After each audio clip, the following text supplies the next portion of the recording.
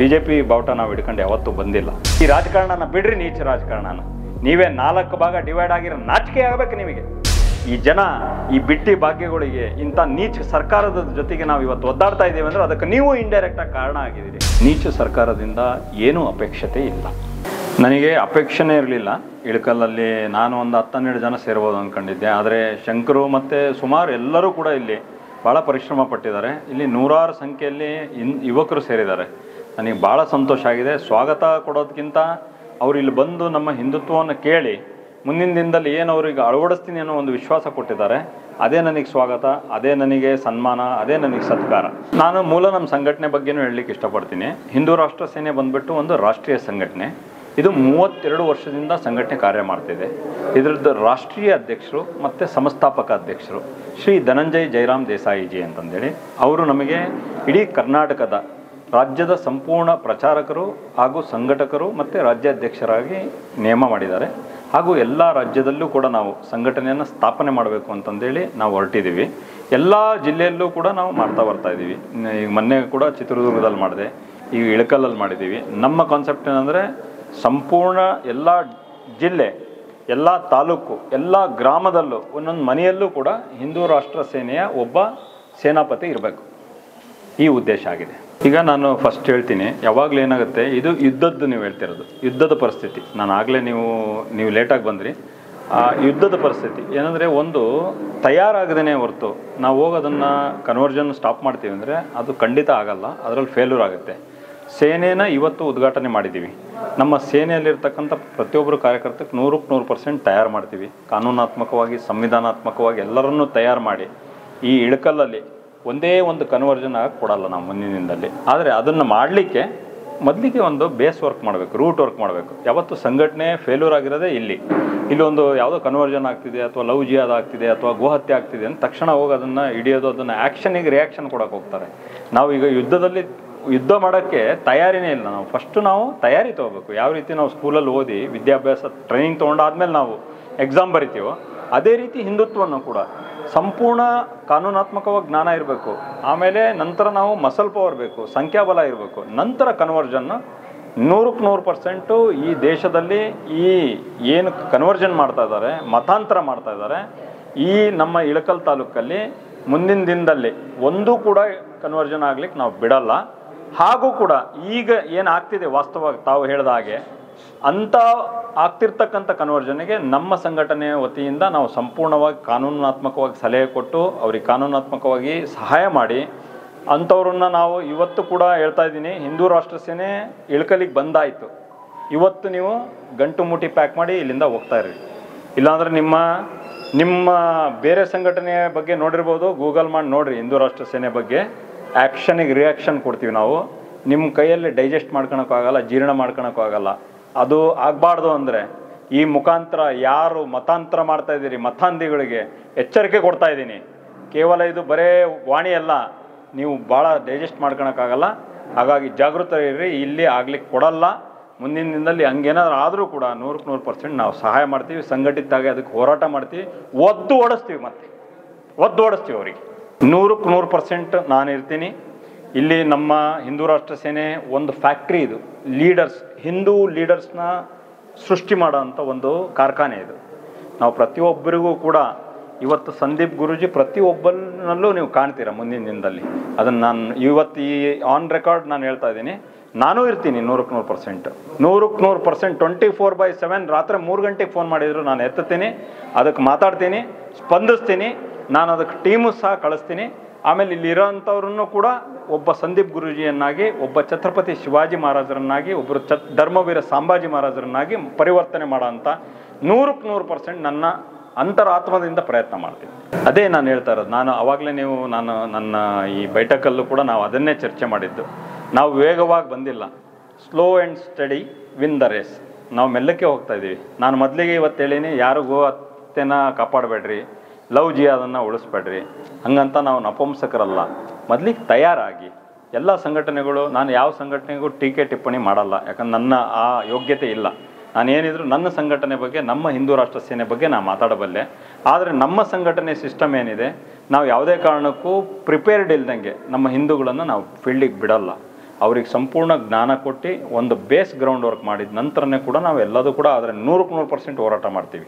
ಮುಂದಿನ ದಿನದಲ್ಲಿ ನಾವು ಶಾಸ್ತ್ರನೂ ಇದೆ, ಶಸ್ತ್ರನೂ ಇದೆ. ನಮ್ಮ ನಾಥ್ ಸಂಪ್ರದಾಯದಲ್ಲಿದೆ, ನಾಥ ಪಂಥಕ ನಾರಾ ಯಾರೋ ಸಾರೇ ಜಗ ನಿರಾಲ ಹೇ, ಏಕ ಹಾತ್ ಮೇ ಮಾಲಾ ಹೈ ತೋ ದೂಜೆ ಹಾತ್ ಮೇ ಬಾಲಾ ಹೈ. ಎರಡೂ ಇದೆ ನಮ್ಮಲ್ಲಿ, ಶಾಸ್ತ್ರನೂ ಇದೆ, ಶಸ್ತ್ರನೂ ಇದೆ. ಸಮಯ ಯಾವಾಗ ಏನು ಬರುತ್ತೆ ಅದನ್ನು ಉಪಯೋಗಿಸ್ತೀವಿ. ಹಿಂದೂ ರಾಷ್ಟ್ರ ಸೇನೆ ಸದೃಢವಾಗಿದೆ. ಹಿಂದೂ ರಾಷ್ಟ್ರ ಸೇನೆ ಸಂಘಟನೆಗಳೊಳಗೂ ಕೂಡ ನಾನು ಕೂಡ ಸದೃಢವಾಗಿ ನಿರಂತರವಾಗಿ 24/7 ನಾನು ಅವರೊಟ್ಟಿಗೆ ಇರ್ತೀನಿ. ಇವತ್ತು ನಾನು ರಾಜ್ಯದ ಎಲ್ಲ ಕಡೆ ಕೂಡ ಎಲ್ಲೇ ಕರೆ ಬಂದರೂ ನಮ್ಮ ಕಾರ್ಯಕರ್ತರನ್ನು ನಾನು 24/7 ಅವರಿಗೆ ಅಟೆಂಡ್ ಮಾಡಿದ್ದೀನಿ, ಸಹಾಯನೂ ಮಾಡಿದ್ದೀನಿ. ಅದೇನು ನಂದು ಇದಲ್ಲ, ನಂದು ಧರ್ಮನಿಷ್ಠ ಕಾರ್ಯ, ಅದು ನನ್ನ ಕೆಲಸ, ಅದು ನನ್ನ ಡ್ಯೂಟಿ, ಅದು ನನ್ನದೇನು ದೊಡ್ಡ ಜಂಬ ಅಲ್ಲ, ಅದು ನಾನು ಮಾಡೋ ಅಂಥ ನನ್ನ ಧರ್ಮ ಕೆಲಸ ಅದು. ನೋಡ್ರಿ, ಈ ನೀಚ ಸರ್ಕಾರದಿಂದ ಏನೂ ಅಪೇಕ್ಷತೆ ಇಲ್ಲ, ಅಪೇಕ್ಷೆ ಪಡೆಯಂಗೂ ಇಲ್ಲ. ಇವರು ಏನು ಮಾಡಿದ್ದಾರೆ, ಇವತ್ತು ಹಿಂದೂಗಳ ಮೇಲೆ ಅವರ ಮಾನಸಿಕವಾದಂಥ ಸ್ಥಿತಿನ ಕೆಡಿಸ್ಬೇಕು, ಕೇಸ್ ಹಾಕೋದ್ರಿಂದ ಭಯ ಪಡಿಸ್ಬೇಕು.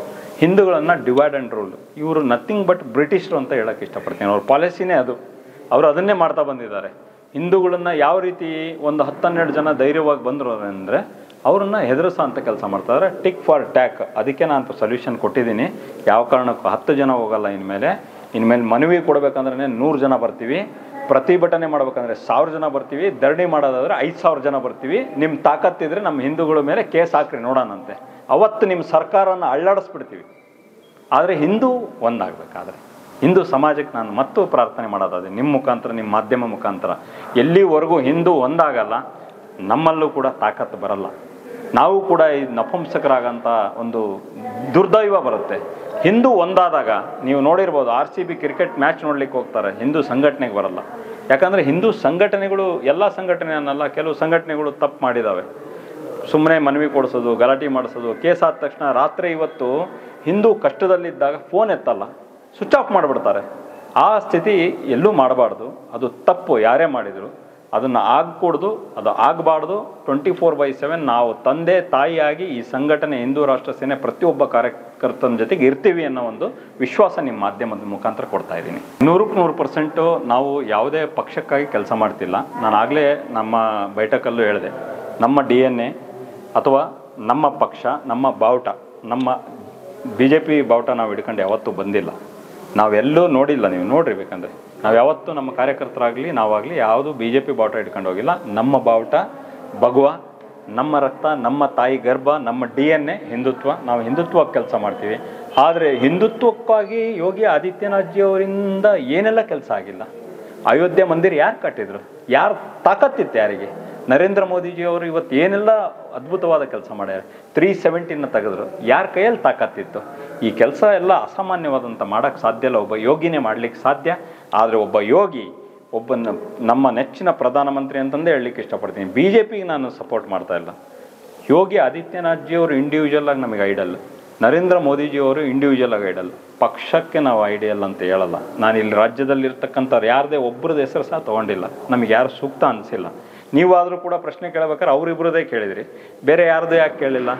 ನಾವು ಬೇರೆಯವರು ಯಾರನ್ನೂ ಇದು ಮಾಡಲ್ಲ. ಯಾರೇ ಹಿಂದುತ್ವಕ್ಕಾಗಿ ಕೆಲಸ ಮಾಡ್ತಾರಂದರೆ ಅವರು ನಮ್ಮೊಟ್ಟಿಗಿರಬೇಕು, ಅವಾಗ ಮಾತ್ರ ನಾವು ಅವರೊಟ್ಟಿಗಿರ್ತೀವಿ. ಅದು ಕೂಡ ನಾವು ಫೈನಾನ್ಷಿಯಲಿ ನಾವು ಅವರಿಂದ ಏನು ಸಹಕಾರ ಬೇಕಾಗಿಲ್ಲ ನಮಗೆ. ಇವತ್ತು ನಮ್ಮ ಹಿಂದೂಗೆ ಯಾವುದೇ ಒಂದು ತೊಂದರೆ ಆದಾಗ ರಾತ್ರಿ 24/7 ಯಾವುದೇ ಹಿಂದೂ, ಈ ಮುಖಾಂತರನೂ ಹೇಳ್ತಾ ಇದ್ದೀನಿ, ಇವತ್ತು ಕರ್ನಾಟಕದ BJP ಅವರು ಕಿವಿ ಇಟ್ಟು ಕೇಳ್ರಿ ಈ ಮಾಧ್ಯಮದ ಮುಖಾಂತರ. ಮೊದಲಿಗೆ ನಮ್ಮ ಭಾರತದ ಸಂಸ್ಕೃತಿ, ಸತ್ಯ ಸನಾತನ ಸಂಸ್ಕೃತಿ, ಗುರು ಶಿಷ್ಯರ ಪರಂಪರೆ ಇದೆ ಹೊರತು ಪುತ್ರ ಮತ್ತು ಪಿತನ ಸಂಸ್ಕೃತಿ ಇಲ್ಲ, ತಂದೆ ಮತ್ತು ಮಗನ ಸಂಸ್ಕೃತಿ. ಈ ರಾಜಕಾರಣನ ಬಿಡ್ರಿ, ನೀಚ ರಾಜಕಾರಣನ. ನೀವೇ 4 ಭಾಗ ಡಿವೈಡ್ ಆಗಿರೋ ನಾಚಿಕೆ ಆಗಬೇಕು ನಿಮಗೆ.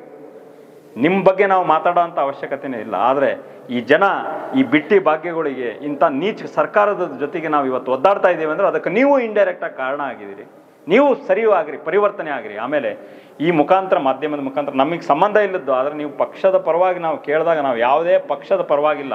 ಆದರೆ ಇವತ್ತು ಕೂಡ ಕೇಂದ್ರ ಸರ್ಕಾರದ ಏನು ನಿಮ್ಮ ಕಮಿಟಿ ಇದೆ, ರಾಜ್ಯ ಸರ್ಕಾರದ, ಆಮೇಲೆ ನಿಮ್ಮ ರಾಷ್ಟ್ರೀಯ ಅಧ್ಯಕ್ಷರಿದ್ದಾರೆ, ಕೈ ಮುಗಿದು ಕೇಳ್ತೀನಿ, ಕರ್ನಾಟಕ ರಾಜ್ಯದಲ್ಲಿ ತುಂಡಾಗ್ಯಾರ BJPಯವರು. 3-4 ಭಾಗ ಆಗಿದ್ದಾರೆ. ಎಷ್ಟೋ ಹಿಂದುತ್ವವಾದಿಗಳನ್ನು ಪಕ್ಷದಿಂದ ತೆಗೆದಾಕಿರಿ.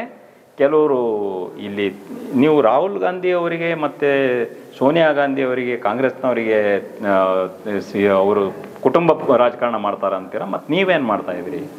ಇದು ಹಿಂದೂಗಳನ್ನು ನಾವು ಹೆಂಗೆ ಒಪ್ಕೋಬೇಕು? ನಿಮ್ಮನ್ನು ನಾವು ಎಲ್ಲಿಗೆ ಹೋಗಬೇಕು? ನಿಮ್ಮಿಂದ ಒಂದೇ ಒಂದು ಸಣ್ಣ ಅಪೇಕ್ಷೆ ಇದ್ದಿದ್ದು ಅದು ಕೂಡ ನಮಗಿಲ್ಲ. ಇದೇ ರೀತಿ ನೀವು ಮಾಡ್ತಾ ಇದ್ದರೆ 100% ಮುಂದಿನ ದಿನದಲ್ಲಿ ಒಂದು ಹೊಸ ಪಕ್ಷ ಬರುತ್ತೆ, ಹಿಂದುತ್ವ ಪಕ್ಷ ಬರುತ್ತೆ. ಇದರ ಮುಖಾಂತರ ಎಚ್ಚರಿಕೆ ಕೊಡ್ತಾ ಇದ್ದೀನಿ. ಇವತ್ತಾದರೂ ಜಾಗೃತ ಆಗ್ರಿ. ಹೈಕಮಾಂಡ್ ಏನಿದೆ ಕರೆದು ಇದನ್ನು ಬಗೆಹರಿಸ್ರಿ. ಮುಂದಿನ ಎಲೆಕ್ಷನ್ನಲ್ಲಿ ಯಾವುದೇ ಬಿಟ್ಟಿ ಭಾಗ್ಯಕ್ಕಾಗಿ ಜನ ಓಟ್ ಹಾಕಬಾರ್ದು, ಹಿಂದುತ್ವಕ್ಕಾಗಿ ಓಟ್ ಹಾಕಬೇಕು. ಜನರು ನಿಮ್ಮನ್ನು ನಂಬಿ ಓಟ್ ಹಾಕಿರೋರನ್ನ ರಕ್ಷಣೆ ಮಾಡೋ ಅಂಥದ್ದು ಕಲೀರೇ ಹೊರತು ಯಾವುದ್ಯಾವುದೋ ನೀವು ಇಲ್ಲಿ ಡೀಲ್ಗಳನ್ನು ಮಾಡ್ಕೊಂತ ಪರಿವಾರವಾದಗಳನ್ನು ಮಾಡಬೇಡ್ರಿ ದಯವಿಟ್ಟು. ಇನ್ನಷ್ಟು ಅಪ್ಡೇಟ್ಗಳಿಗಾಗಿ ಫಾಲೋ ಮಾಡಿ ವಿಜಯ ಧ್ವನಿ ನ್ಯೂಸ್.